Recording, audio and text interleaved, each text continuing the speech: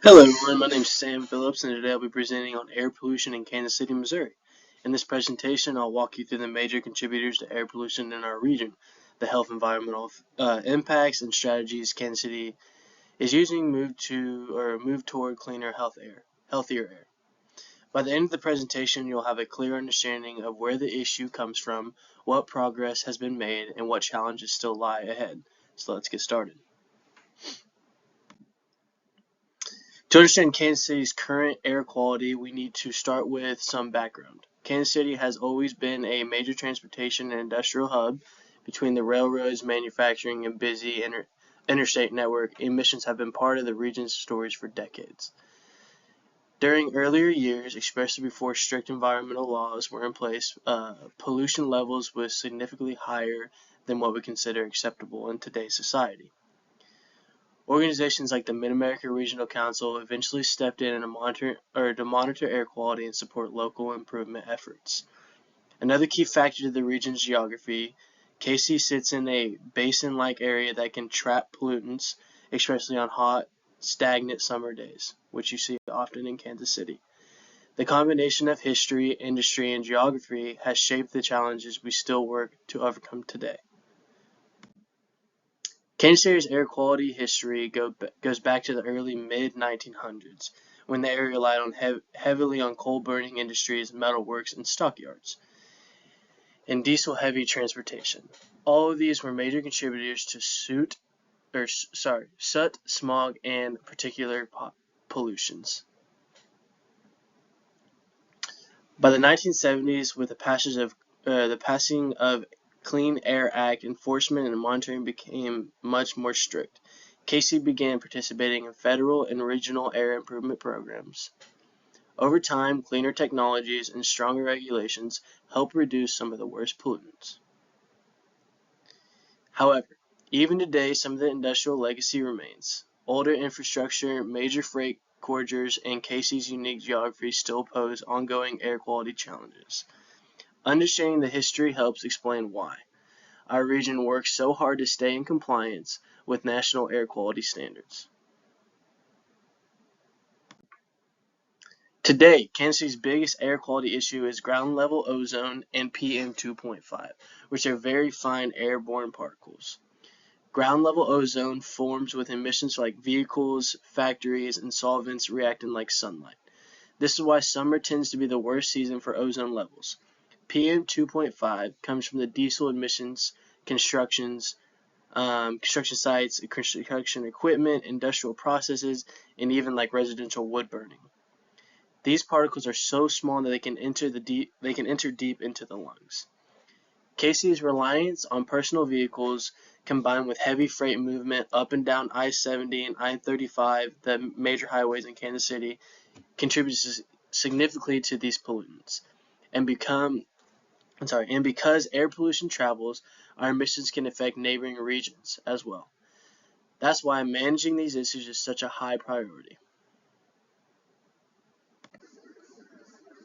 Poor air quality has a direct and serious impacts on human health. High ozone levels can irritate the lungs, trigger asthma attacks, and make breathing difficult even for healthy individuals.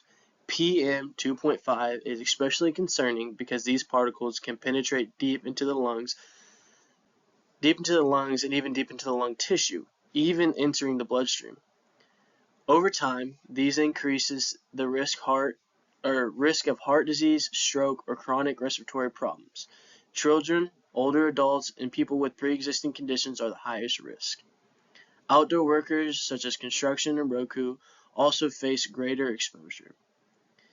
It's also important to note that communities closest to the highways or industrial zones often experience higher pollution levels. This makes air quality not only a health issue, but also a matter of fairness and environmental justice.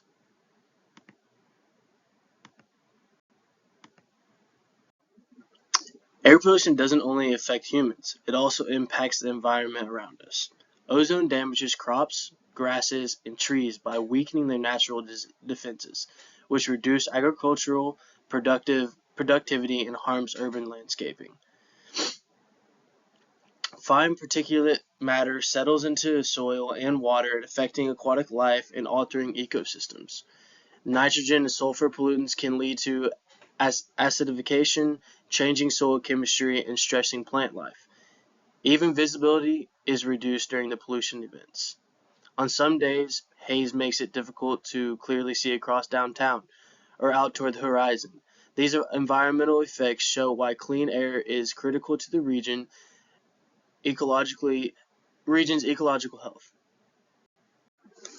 Air pollution also carries major economic consequences. Poor air quality days can disrupt outdoor work, reduce workers' productivity, and increase sick days.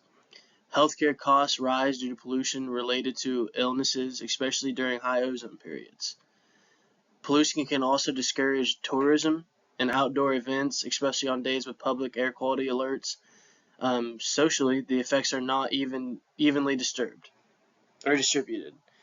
Neighborhoods near major roadways or industrial areas tend to face higher exposure and often have fewer resources to advocate for environmental improvements.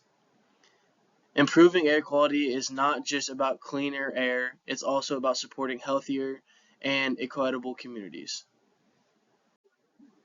Kansas City has made significant progress through local programs and partnerships. The MARC AirQ program provides daily skycast forecasts to keep residents informed about ozone levels and unhealthy air days.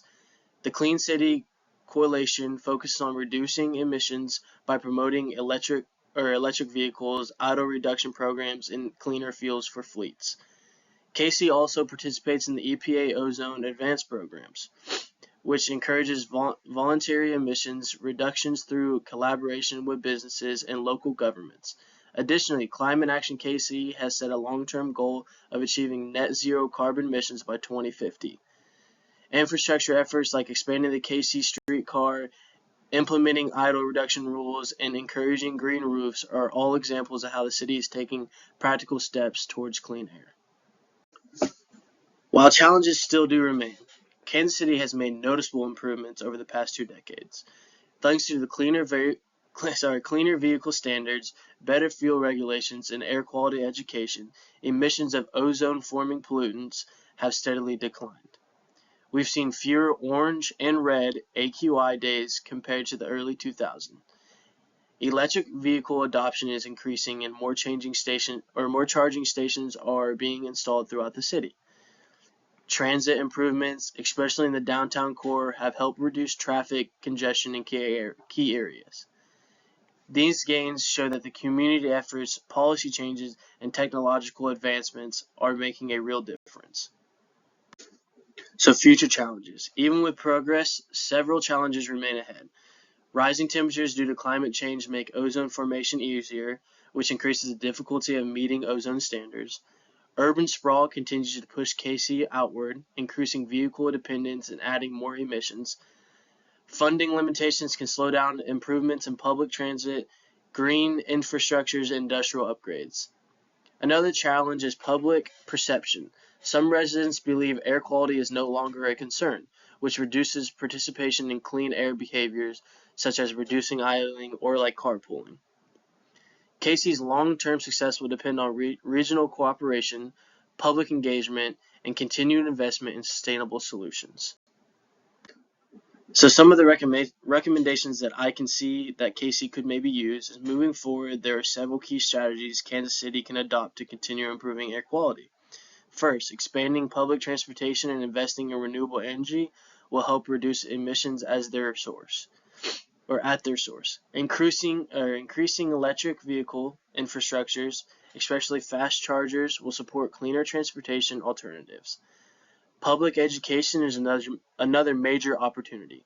Even small actions like avoiding unnecessary idling, fueling vehicles at night, or using public transit can have a big collective impact. Strengthening building codes and energy efficiency standards will also reduce emissions from homes and businesses. With continued focus, Kansas City has the potential to become a leader in our clean air across the Midwest. So lastly, I want to say thank you guys for tuning in and listening to what I had to say about Kansas City. This was a fun and eye-opening project that I did, and I really enjoyed it. I'm going to just give a little shout out to where I drew some of my information from, just make sure my sources are referenced. So the information in this presentation is supported by data from the Environmental Protection Agency, the Mid-America Regional Council, Climate Action KC, and several other trusted environmental organizations. For anyone interested in staying updated, the EPA Air Now website and the Mark Air Q program offer real-time air quality monitoring helpful resources for residents. These sources are essential for understanding how our air quality changes day to day and what actions we can take. Once again, thank you guys for tuning in. I really hope you enjoyed it. As we do the threads and our feedback, just ask me any questions. I'd love to answer them. Thank you guys.